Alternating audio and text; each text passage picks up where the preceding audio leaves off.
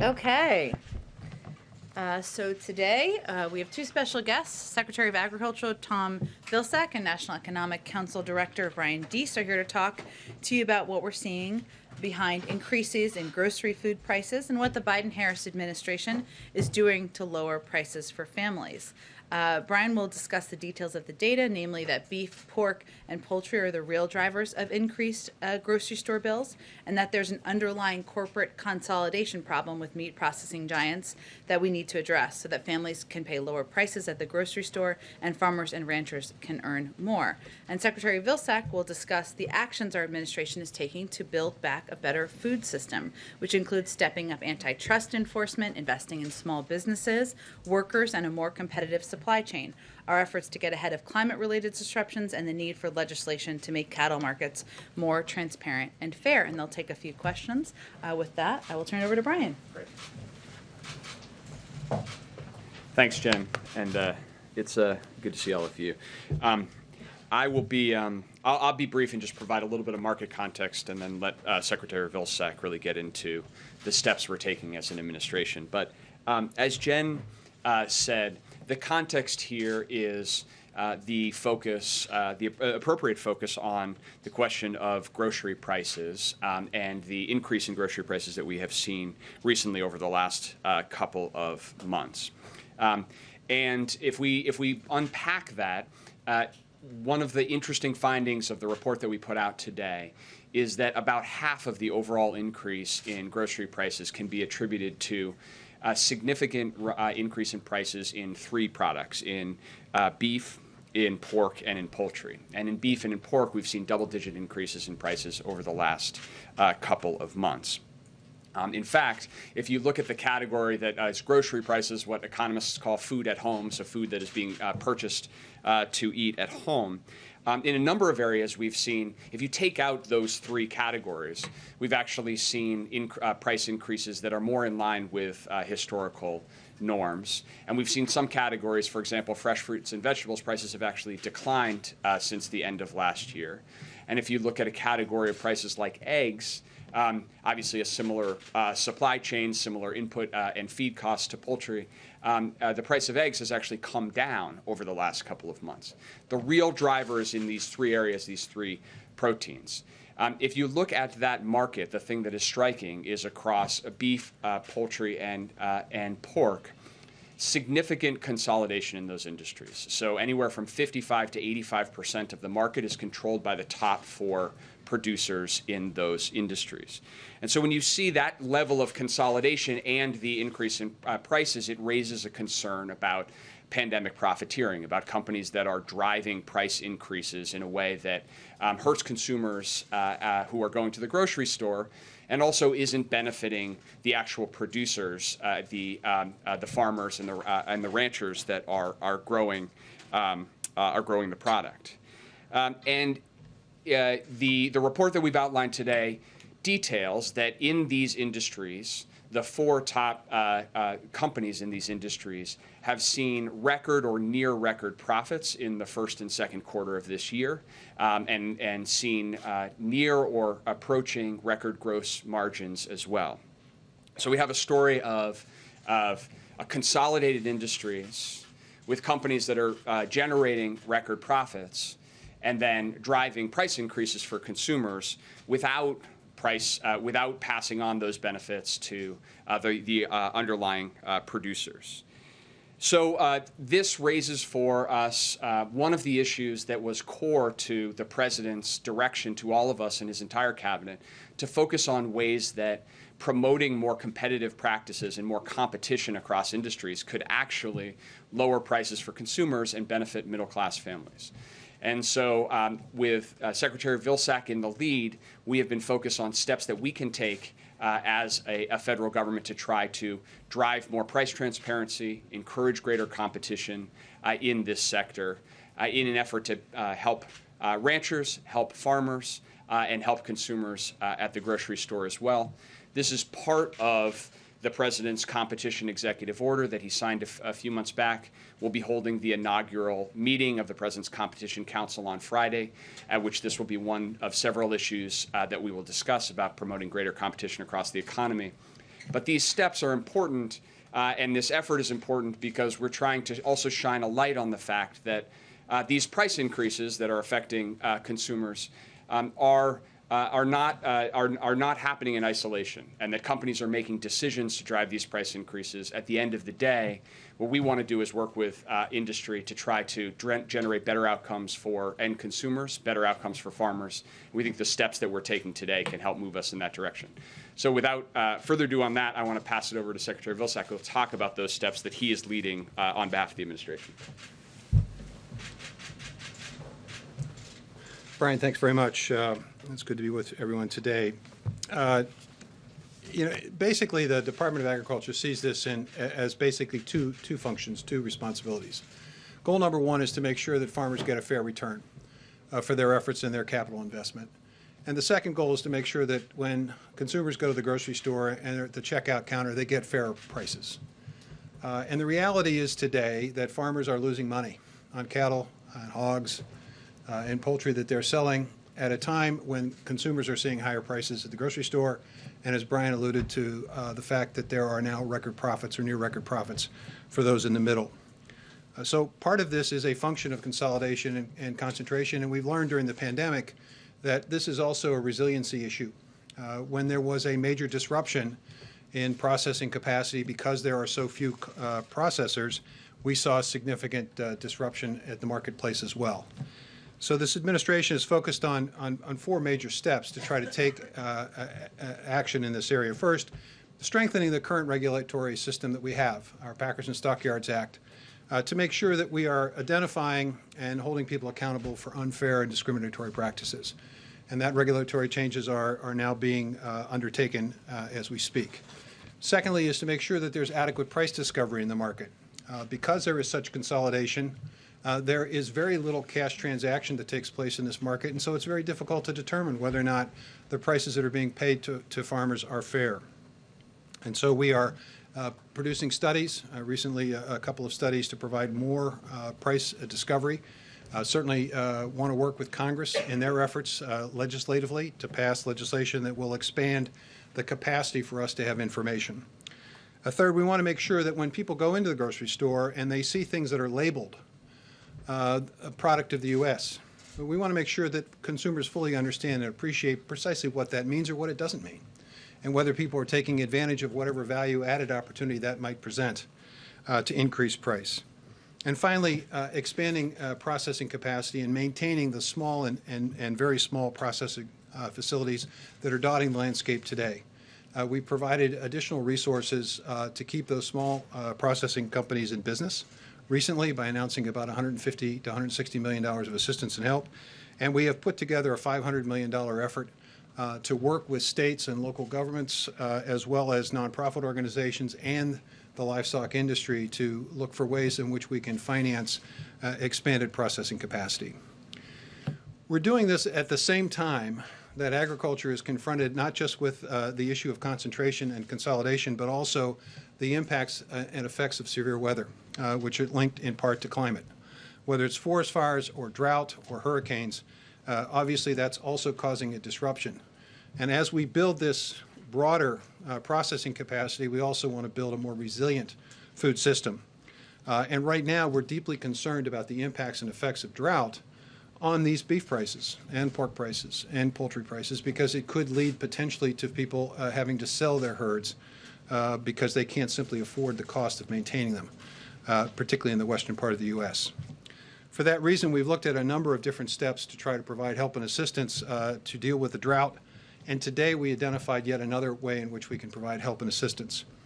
Historically, we've always provided resources to farmers to be able to pay for the cost of hauling water to their facilities. If they had a situation with a drought and they needed to access additional water, there's a cost associated with that, and we helped to defer some of that expense. We're now changing that program, the Emergency Livestock Assistance Program called ELAP. We're now changing that to include also assistance and help for transportation expense for feed. We know that these farmers, particularly in the western U.S., are going to be confronted with having to truck or rail feed from far distances, and that's going to be an incredibly increased cost to them. So we're going to use this emergency program to provide up to 60% of the additional costs that they're incurring above and beyond what they would normally incur for transportation expense. And for limited resource farmers, it could be as high as much as 90% of assistance and help. And the goal here is to focus on those areas that have been designated serious drought areas, D2 for 8 consecutive weeks or D3 or greater. The hope is that by providing this resource, we'll be able to make it easier for farmers to stay in business and therefore not basically create more disruption in the market. So a combination of focusing on concentration and consolidation, as well as making sure that we continue to look for ways to make the system more resilient, are steps that we're taking pursuant to the President's directive. Okay, go ahead. Thanks, Jen. Mr. Secretary, Brian, could you guys please go back to this pandemic profiteering that you mentioned? You said there are up to 85% of the market is controlled by the top 4 industry big names. So are these the companies that are that you suspect of profiteering right now? Forgive me if this is an ignorant question. What are these companies? Who are they? What are the top 4? And what specifically are you seeing as it relates to this profiteering? Sure. Let me just start, and then the Secretary should jump in. I think so. With respect to the data, if you look at the beef industry, for example, the top four meat processors control 85% of the market.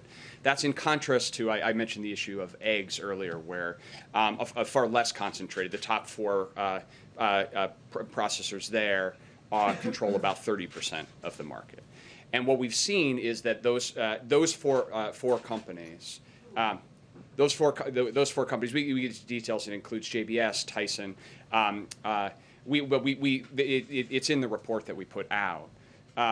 Those companies have seen record or near record profits in the first half of this year, and that has coincided with a period where we've seen disproportionate increase in prices in those segments. And that actually is driving about half of the increase in overall grocery prices, in overall food and food away from food at home prices. And so it raises this question of, in this consolidated industry, are those price increases being driven by being passed on to the growers? And what we see, the real concern we have, is that consumers are facing higher prices, and the growers are not getting paid higher, and that raises real concern and a real question, which is what's motivating this focus and the actions that we're taking. Well, and I would just simply say, there's reason for concern here. Department of Justice recently had a price-fixing case involving Tyson, where clearly there was some wrongdoing that took place. And so it's not something that we are, it's not something we're dreaming up here. The profits are real. The fact that producers are not making a profit. I mean, I remember talking to a producer the other day in Council Bluffs, and he said, "I don't get this, Mr. Secretary." He said, "I just sold my cattle and I lost $150 a head, but the processor made $1,800 a head. How can that be?" April? Yes, Secretary Vilsack. 2 questions. One, you're saying profiteering. Would you go as far as price gouging as well, saying that word price gouging, those words price gouging? And then also, as you talk about farmers right now in this moment, in this season of COVID, in this season of hurt, I want to go to the black farmer. There's an effort by this administration to help the black farmer that Lindsey Graham has said is reparations. Could you give us the state of the black farmer as you're talking about average farmers right now? Sure. Let me answer that question, the last question first. There are now 13 separate lawsuits that are directed at the debt relief efforts that were passed the American Rescue Plan. We're obviously going through the process of litigation, building the record, and we'll proceed. In the meantime, we're really focused on those farmers who are distressed, those farmers who are low-income farmers. And just to give you a sense of this, 89.6% of American farmers today do not make a majority of their income from farming. And so that is a call to action. And that's why in the American Rescue Plan, the President and Congress included a provision that is encouraging us to take a look at ways in which we can expand market access and land access for those financially stressed farmers. So one of the things we did, with the American Rescue Plan, is we identified procurement. We purchase a lot of emergency food for food banks. In the past, we have purchased that food from large-scale distributors, probably some of whom are doing business with JBS and Tyson and Smithfield and so forth. But we think maybe it would be a good idea for us to also use a few of those procurement dollars to help local and regional distributors, and to focus and direct some of those resources as well on low-income, distressed farmers, producers. So we are now using our what we refer to as our flexible TFAP program, or temporary assistance program, to use resources to basically create market opportunities, to create better balance and greater resiliency in the system. We just can't have this concentration on just, focusing on just a few. We need to have greater diversity across the board here. So we're looking for ways to increase market, increase land access, make it easier, obviously, on the debt side, and that's going on. But what about the profiteering versus price gouging? Well, look, again, if I'm losing $150 a head on my cattle, and the guy who's buying it from me, who's forcing me to take that price, is charging and making $1,800 a head, I don't know what you call it, but what I do know is that our job is to make sure that that farmer gets a fair price, and that the producer, when I go to the grocery store and I'm in the checkout line, I'm paying a fair price. I'm not paying more than I should. And right now, because of the concentration, we have two issues here. One, we have the issue of fairness, and two, we have the issue of resiliency. Any one of these facilities, whether it's a cyber attack in JBS or whether it's COVID basically shutting down some of Tyson's facilities, it causes disruption in the market. We need a much more resilient system. Trevor? One for each of you. Brian, for you, how did you integrate climate into this decision? I think meat production and consumption is one of the leading greenhouse gas emitting areas of the economy, and don't higher prices kind of disincentivize that kind of behavior? And then for you, Secretary Vilsack, we asked you this in May, but where are you on the Twin Metals copper mine decision? Are you going to allow that? Or are you going to block that? Sure. Yeah, so on the first, the goal, and just to pick up on something that the Secretary just said, our goal here is to work with industry to get to a better outcome that ends up with a fair outcome for consumers and a fair outcome for American farmers. And when the lack of competition doesn't benefit, that we want to work with industry, because actually the lack of competition also leads to resiliency issues. And one of the things that we've seen, I mean, we all have experienced in this pandemic, is that a serial underinvestment in the resilience of supply chains, coupled with consolidation in particular industries, left our economy extraordinarily vulnerable. And we continue to live with the consequences of that. And so, in that context, we think it's pretty important not only to address the very practical issue that Secretary Vilsack is describing about the market dynamics, but also to remind everybody that we just lived through an extraordinary period of time where demand for these products was sustained by extraordinary government action. Incredibly appropriate to make sure that food insecurity and other basic human needs didn't fall off during this pandemic, but at the same time, going back and to borrow a phrase the president drills into us every day, without building back better to a more resilient system, puts all of us at risk. On the question, and resilience is also important with respect to the realities of the climate-affected world and a climate-affected country, and those involve the kind of investments that Secretary Vilsack was talking about in having more resilience against the reality of more frequent and severe extreme weather events. But also transitioning our agricultural system to be part of an effort to actually reduce emissions across the board. I think we have, with the Secretary's leadership, the most ambitious strategy of any administration in history, that the agricultural sector will actually be part of moving us and creating new markets as we address climate change. But we can do that in a way that actually doesn't end up in a situation where American consumers are left paying higher prices and American farmers are left with less income. That's sort of 0 for 2. Mara? Yeah, you mentioned the. I'm sorry. I just want to underscore that point, and then I'll answer your Twin Metals point. The fact that we can create new revenue streams for these farmers by conversion of agricultural waste into a variety of products basically will mean that that farmer gets a fairer return, a broader return, more return on his or her investment, and that consumer gets a decent price at the counter. That's not that is a possibility. It's a real possibility in this administration. With the passage of the reconciliation bill and the Build Back the Infrastructure bill, we'll have the resources to be able to create that kind of new opportunity. On Twin Metals, we continue to wait for the Department of Interior. They have to issue a legal opinion before we know what direction we need to take at USDA. It's conditioned upon the DOI. We're waiting for the DOI. Yeah, you mentioned that DOJ has a price fixing case against Tyson. How much of the profiteering and the lack of competition do you think is illegal, and what are you going to do about it? Well, so I want to be very clear that the President's executive order directs the Department of Justice and the FTC to train their enforcement on potential illegal activities, including price fixing and price gouging. We are going to leave that to the enforcement agencies.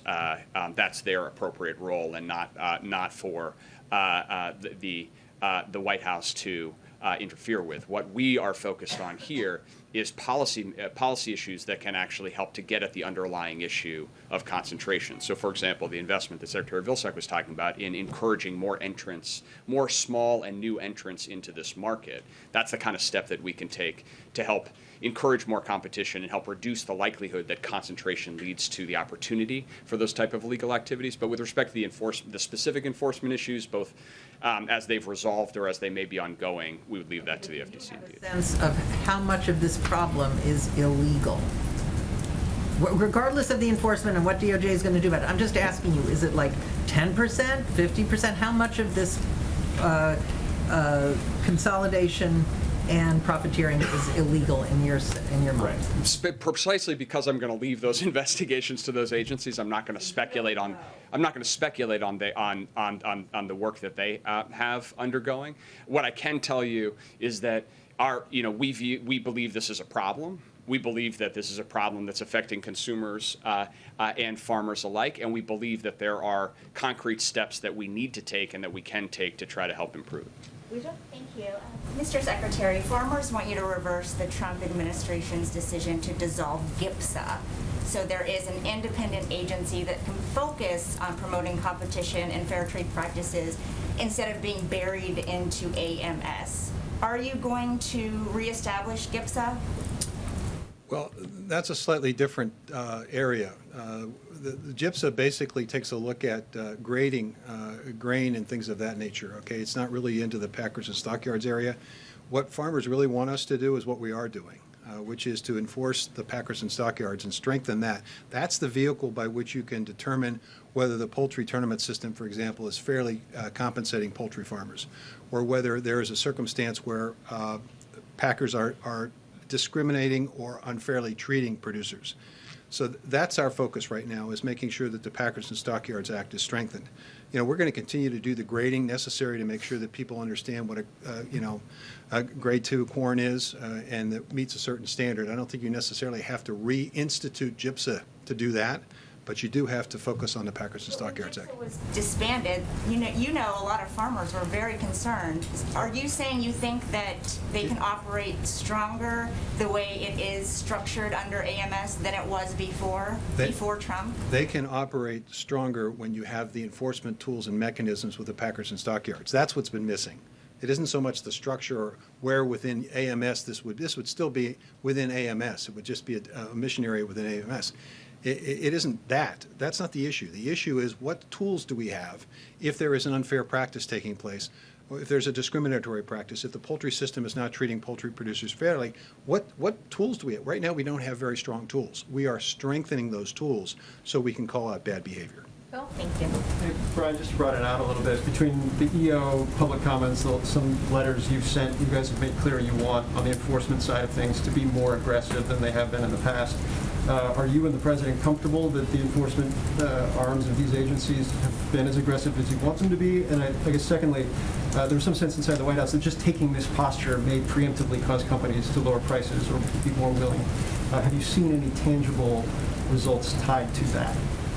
So on the first question, the answer is yes, and the President's executive order directed the creation of a competition council precisely so that we can get the appropriate federal agencies, both the cabinet agencies and the independent agencies together, to make sure that we are all working as effectively as possible toward the goal of that executive order. So on Friday, we will be convening with Attorney General Garland and a number of the other relevant agencies to discuss steps that each agency is independently taking, but then how these all work together. And the truth is that just that information sharing is incredibly important because some of these issues that we're talking about here are intimately related to logistics and transportation issues. So the steps that Secretary Buttigieg is taking, the Department of Transportation, with respect to our ports and our trucking and logistics, you can't effectively solve these issues without having that cross-functional approach. So we'll continue to do that and continue to stay focused at the President's direction on making sure that we're living up to the commitments on the executive order. With respect to your second question, certainly we believe that it's long overdue to have a clear public focus on competition and enforcing antitrust statutes. It's probably been some time. I don't know, ever. It may be the first time ever that GIPSA was issued from the podium at the. But some time to have the Secretary of Agriculture stating a priority, the enforcement of the Packards and Stockyards Act, and we believe that does send an important signal to the market, and that these steps in the aggregate send signals. Certainly, we've seen some. We've seen some instances. There's been some mergers that you and others have covered recently. So I think that we are hopeful that by making clear that this is a priority, that we can bring industry together to more constructively try to solve these issues, and including ultimately the decisions that private companies will make. All right, we can do about two more. Alex. Maybe the Secretary can speak to this. Do you have a sense of when these moves will be felt by consumers and sort of trickle down into lower prices? Because these are problems that are pretty systemic and have been going on for a while. And then I have a question for Brian about the economy overall. Well, there's no question that our intent is to try to get these processing plants and projects going very quickly. We've already been able to identify a couple of projects that would be helped by our resources, and so I think you will expect to see at the end of this year and early next year some progress there. That's going to send a strong message, to Brian's point, to the industry that there's going to be competition, and they're going to have to respond and react to it. So the hope would be that they respond accordingly, and that, again, farmers get fair prices and the consumers are getting fair prices at the grocery store. On the economy, the White House has long been promoting these very strong projections for the growth of the economy.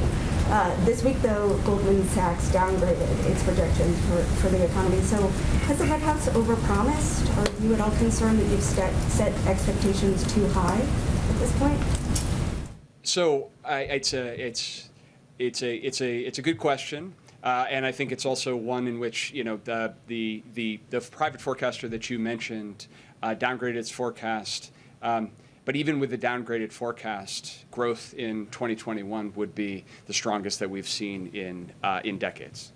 So what we are seeing, I think, is the record and historic strength of this recovery. Not just historically compared to other recoveries from crises and recessions in the United States, but record globally right now. The United States is the only developed country where GDP has already recovered to its pre-pandemic level. That's happened nowhere else in the world.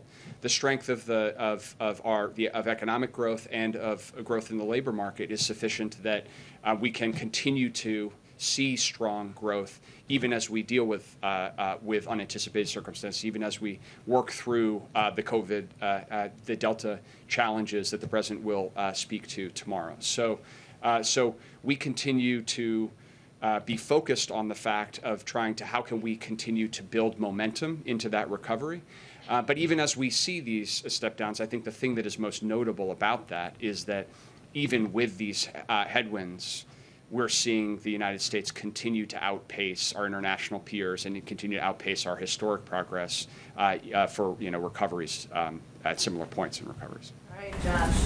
Thank you. Sorry, can you just circle back to what the DOJ active file is? Your blog mentioned it was a poultry investigation, but a year ago there was a civil one launched aimed at beef. Is there one on pork, and are you adding or expanding these investigations? Because this seems where the real teeth would be, right? If you gave DOJ more firepower of some kind to pursue this.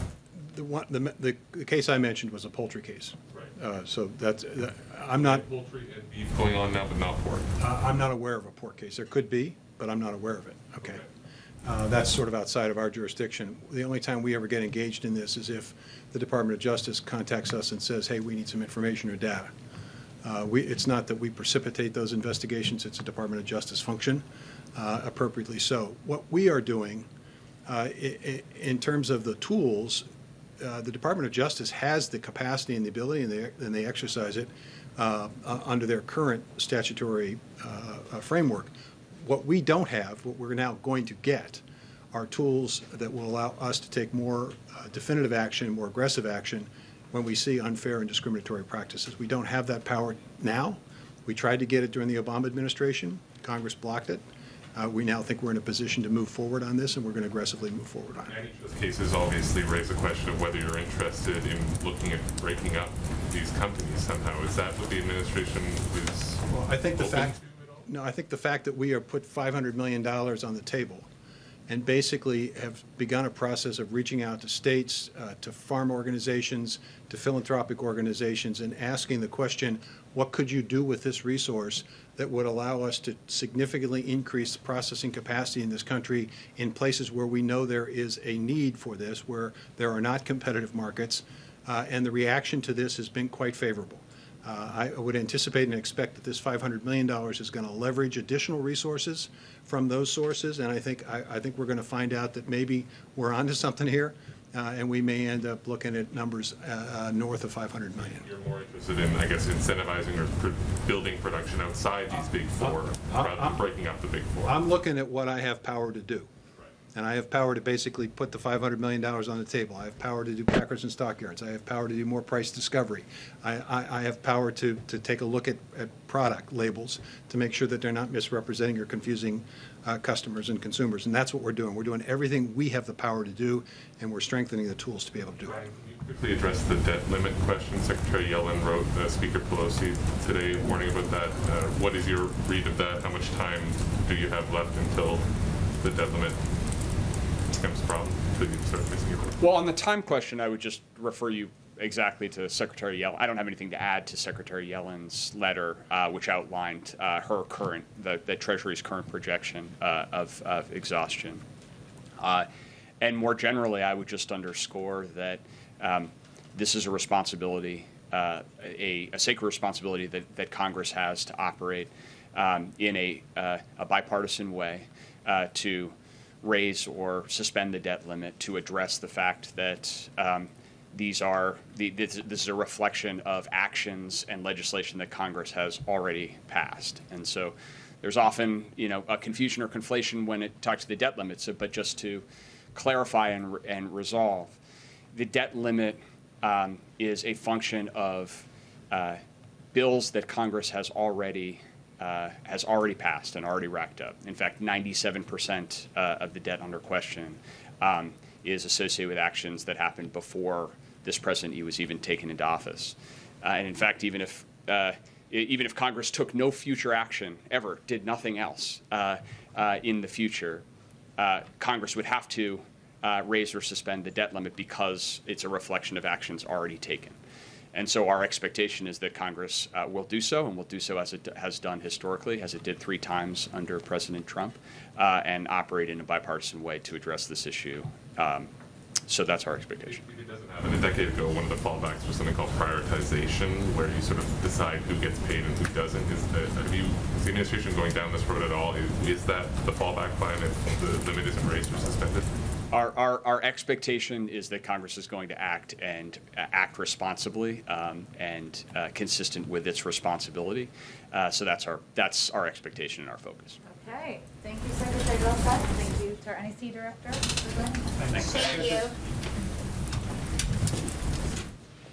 Okay.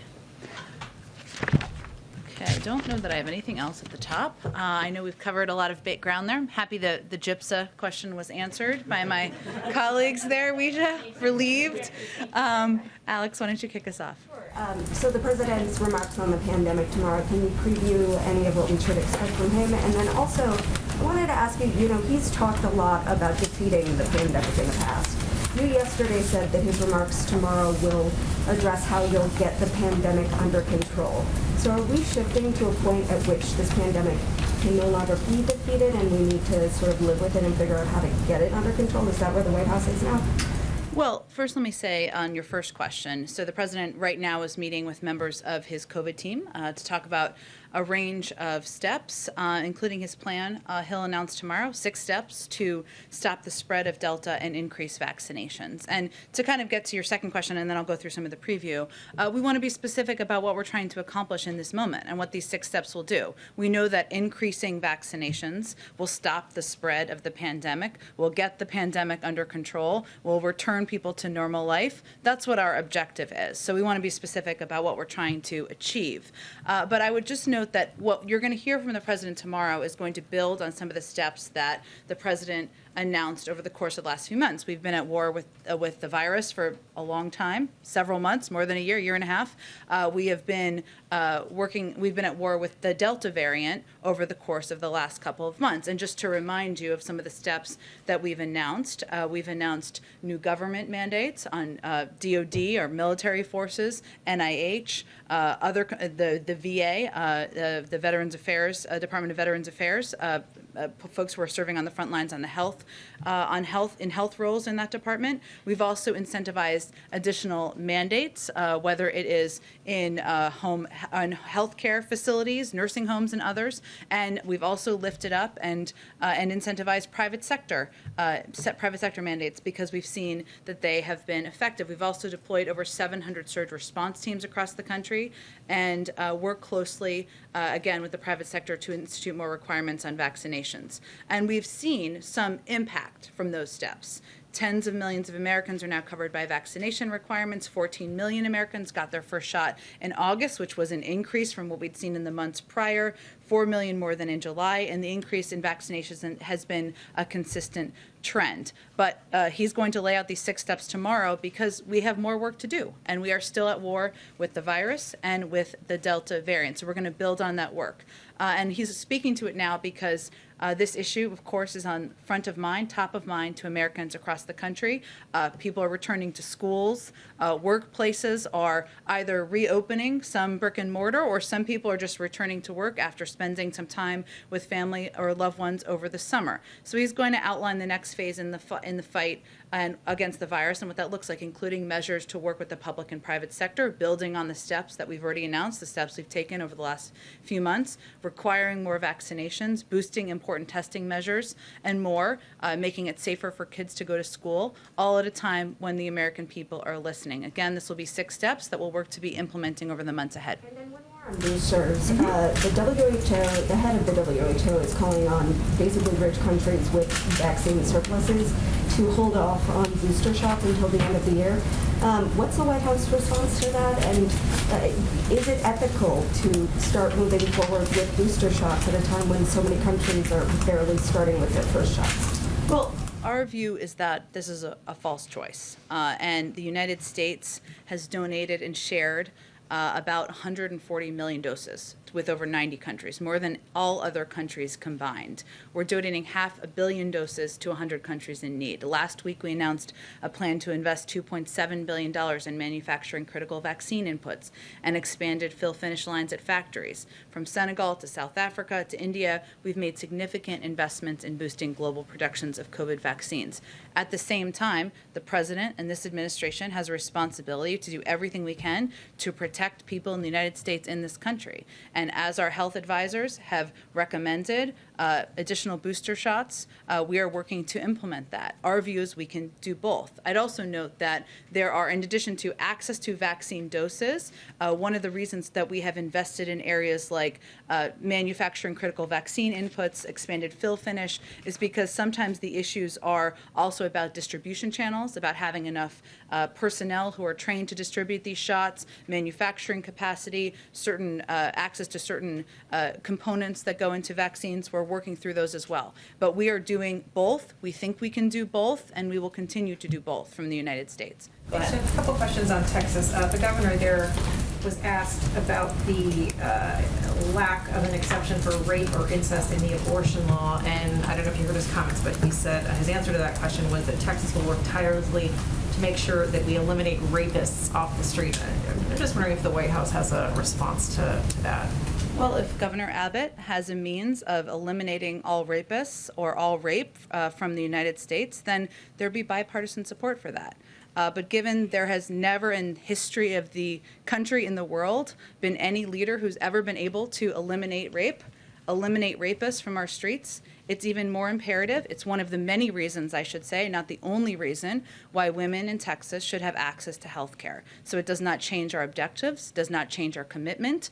The Department of Justice, the Attorney General announced a step on Monday. Our Department of Justice is continuing to look at legal options. Our Department of Health and Human Services is also continuing to look at all options, and the President has made clear that it's a priority to do everything we can to ensure women in Texas have access to health care. I want to push a little bit on that front, this looking at options. For women who are in Texas right now who might be in need of having an abortion, who perhaps are looking at this White House for a Hail Mary intervention, the clock is ticking for them. The clock is literally ticking for them today.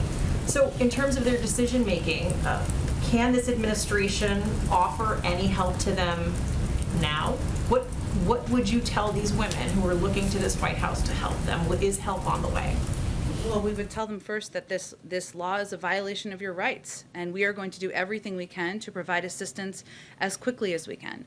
One of the reasons why the Department of Health and Human Services is a key component here is obviously because they oversee the nation's healthcare systems, but they are going to look for ways to make sure we are providing access to healthcare to women in Texas. I noted that the Department of Justice announced a step that they were taking on Monday.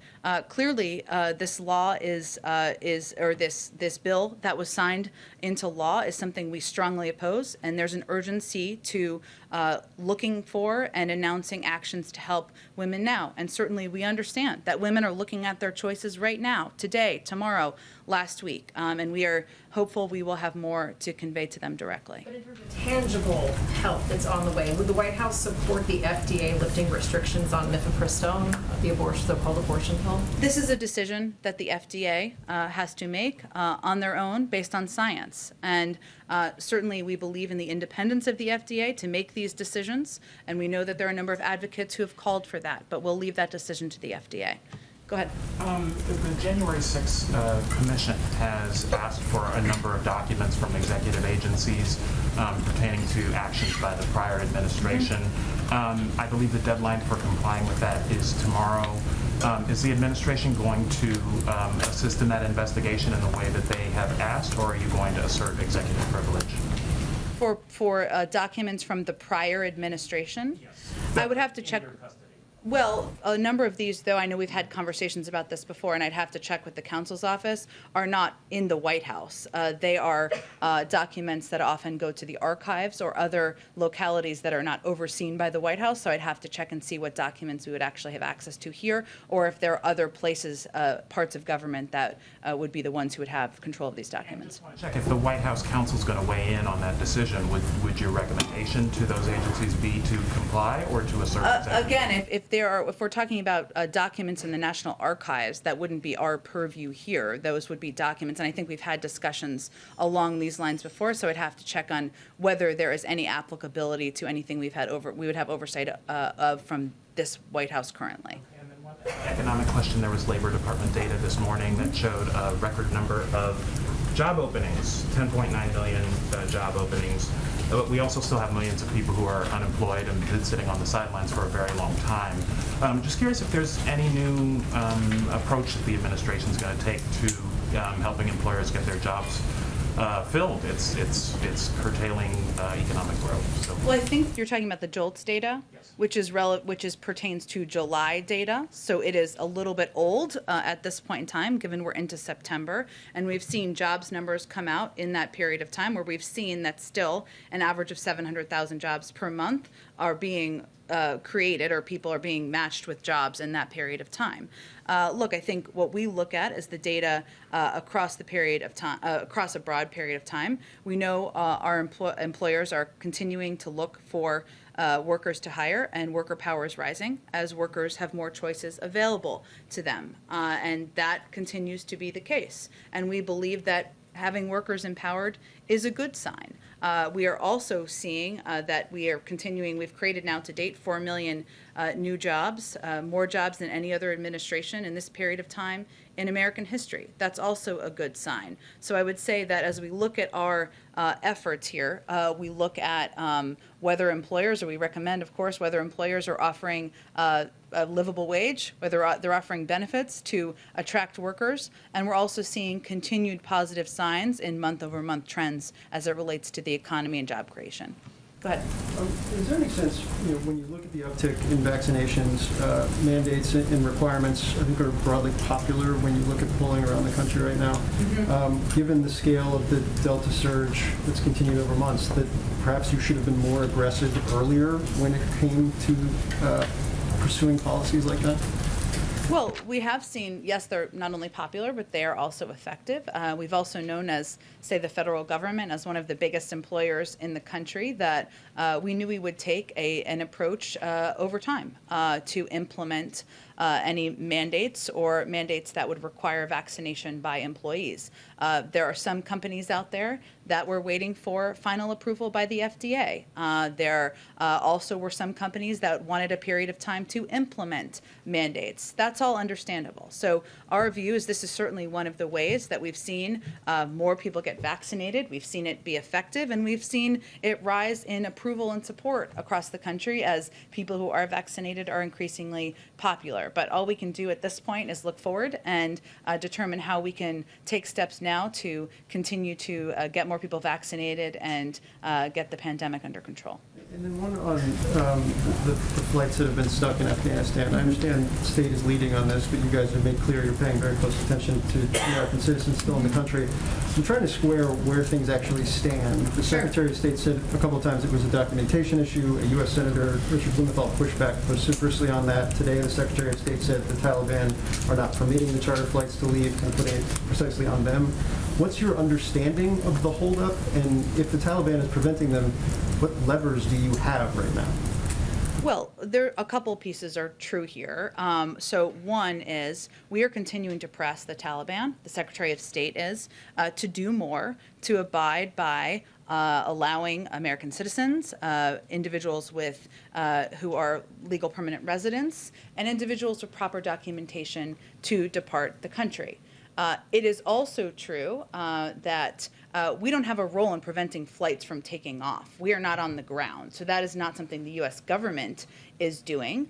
But at the same time, some of these planes and some of the issues is where are they going to land? So a number of these planes, they may have a handful of American citizens, but they may have several hundred individuals where we don't have manifests for them. We don't know what the security protocols are for them. We don't know what their documentation is. And there is a fundamental question, and this is one of the hard choices you face in government. Are we going to allow a plane with hundreds of people where we don't know who they are, we don't know what security protocols have been put in place, to land on a U.S. military base? And there are reasonable questions, justified questions, I think, as to why we wouldn't do that. And so right now there are some charter planes that are taking off. We do have to make evaluations about the safety and security and protocols in place as planes are landing on military bases. And there are some challenges as it relates to documentation, where a number of people may not have documentation, some for good reason, because they're trying to depart Afghanistan. But that is something we're working through.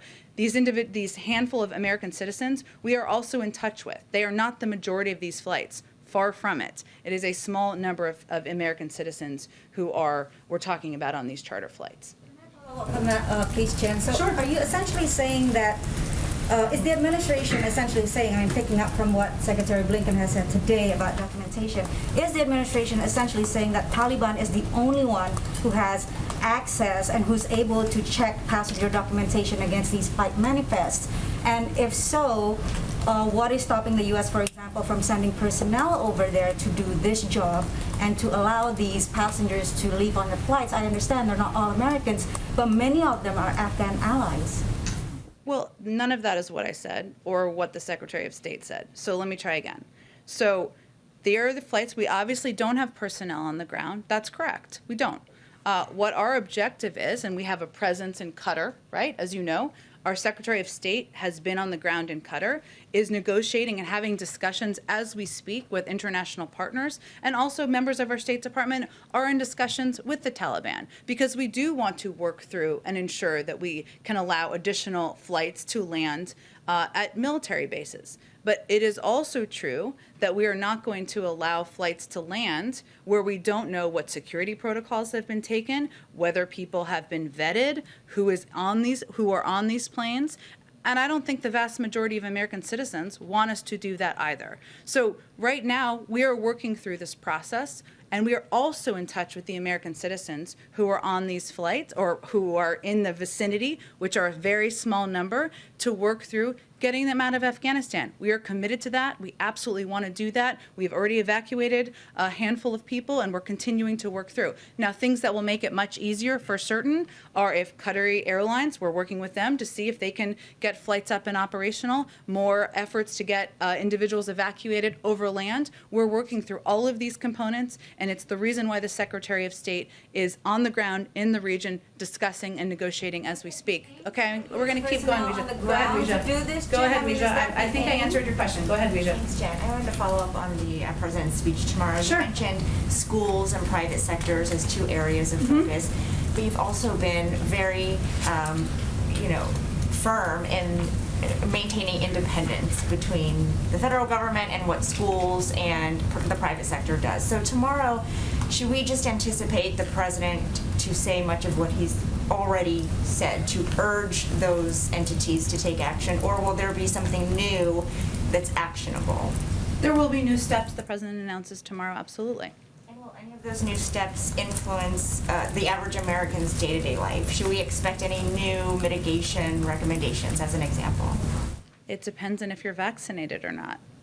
So Go ahead. It's possible that there's something new. There are six steps the president's announcing. There will be new components, as I noted and you noted. Some of that will be related to access to testing. Some will be related to mandates. Some will be related to how we ensure kids are protected in schools. And we'll have more. We'll preview more tomorrow as all the pieces are finalized. But there will be new components that sure will, of course, impact people across the country. But we're also all working together to get the virus under control, to return to our normal lives. And I know many people, I'm sure, are looking forward to hearing what the president has to say. And then just one quick follow-up on timing. We're just a few days away from September 11th. Do you have any update on when the DOJ might release those FBI documents related to the investigation? I don't. It's their process. They're obviously overseeing. I think we said a couple of weeks ago we didn't anticipate that process would necessarily be done in advance of September 11th. It's really based on their timing. It's not a deadline. I don't think that they've set for that. Thank you, Jen. Following up on these charter flights that the Taliban is holding up in Afghanistan, the Secretary of State said there are limits to what we can do without personnel on the ground. Yeah. You just said we are not on the ground. You're right. Whose fault is that? I don't think this is about fault here. I'm convinced. I think what people want to understand is what we're doing to help address it. There's a handful of Americans, and I'm sure you're not suggesting we should have flights with hundreds of people we don't know who they are, where there's no security protocols. Too few to go in. Too few. I just am conveying to you there's a handful of Americans who we are also in touch with, and we are working to help get evacuated from Afghanistan. But decisions you have to make in the federal government are not yes and no decisions or as simple as what you're laying out here. What we're evaluating and looking at is how to keep people on our military bases safe while also getting these U.S. citizens dual citizens, people who are prepared to leave Afghanistan, able to leave. At the same time, we don't think we're not going to allow flights that have hundreds of people who we don't know who they are, who haven't been through security protocols, where we haven't seen the manifest, to land on U.S. military bases. Okay, there are now more terrorists wanted by the FBI and the new Afghan government than there are women. Does the president think that is a foreign policy success? Well, first of all, no one in this administration, not the president, nor anyone on the national security team, would suggest that the Taliban are respected and valued members of the global community. They have not earned that in any way, and we have never assessed that. This is a caretaker cabinet that does include 4 former imprisoned Taliban fighters. We have not validated that. We have not conveyed we're going to recognize it. What we are working to do, and nor are we rushing to recognition, there's a lot they have to do before that. What we are working to do is to engage with them because they oversee and control Afghanistan right now to get American citizens, legal permanent residents, SIV applicants out of Afghanistan. We have to engage with them. To engage with them, their new acting interior minister is a Haqqani network terrorist. He's wanted for a bombing that killed 6 people, including an American. He's believed to have participated in cross-border attacks against U.S. troops. There's a $10 million bounty on his head. Why are we engaging? Should we not talk to the people who are overseeing Afghanistan and just leave it and not get the rest of the American citizens out? What are you waiting for them to do? They just formed their government. What are you waiting for? Something? Waiting for what? You're saying that we're not going to rush to recognition. That means that there could be recognition. As we've said many times, the international community is watching. The United States is watching. It's whether they let people depart the country who want to depart, whether they treat women across the country as they have committed to treat them, and how they behave and operate. And therefore, we're not moving toward recognition. At the same time, we're dealing with a reality world here where we have to engage in order to get American citizens and others out of the country. Go ahead. Jen, you mentioned that there will be news tomorrow in the president's speech as it relates to mandates. Should Americans expect more similar government mandates like what we've seen with agencies and the federal workforce, or would this be in a different category? Well, we've always said we would build on what's been announced to date, right? With the Department of Defense, Veterans Affairs, NIH, and others. And I expect you'll hear more from the president on that tomorrow. We also believe that the private sector has a role here, and you'll hear more from the president on that as well. Will he set any new goals or benchmarks tomorrow, or is that not viewed as a very useful tool anymore, given vaccinations are lower than they were compared to earlier this year when those were what was maybe driving some of that? Well, the president's still working through his speech, and our objective and our goal is to vaccinate more people so we can reduce the spread of the virus. But I'd also note, before we compare now to 6 months ago, or when the president came into office, there were about a tiny percentage of people who were vaccinated. Then we had much wider access, thanks to the operational preparations of this administration, to the vaccine. So naturally, we knew that there would be an uptick in vaccinations, and then it would be harder and harder because we would get to the point where people didn't want to get the vaccine who had access to the vaccine. That was a period that we knew and anticipated would happen. What we did see was a promising trend about the numbers in August, which were significantly higher than July. And just lastly, following up on the trip yesterday, will any more New Jersey counties be added to that disaster declaration, or is the damage assessment still ongoing? The damage assessment is still ongoing. It's a process, of course, that has to move through not just county officials, but FEMA to assess the damage. But certainly we are amenable to that. And the president has been very clear with every elected official in New Jersey and other states that whatever they need, we will work to get them what they need. But there's, of course, a process that needs to be completed, which is still ongoing. Go ahead. One follow-up on Texas and abortion, and then another on reconciliation. Can you say if the White House supports the Women's Health Protection Act, and if not, why not, since this is a bill that would codify Roe v. Wade, which you've said is a priority for the White House? Well, there are many ways to codify Roe v. Wade, and that is something the president remains committed to. I don't have a new assessment of our support for the piece of legislation. We are still reviewing what our options are. Are there specific reservations about that bill? We're still looking at whether that's a vehicle we're going to support, but we still support codifying Roe v. Wade. And there are reports that Senator Manchin will only support as much as $1.5 trillion in a reconciliation package. Has the president spoken to Senator Manchin, or does he have plans to? And would the White House accept a $1.5 trillion plan? Well, first, Senator Manchin, of course, continues to be a very important partner to the president and the president's agenda, and we fully expected that there would be a range of negotiations in private.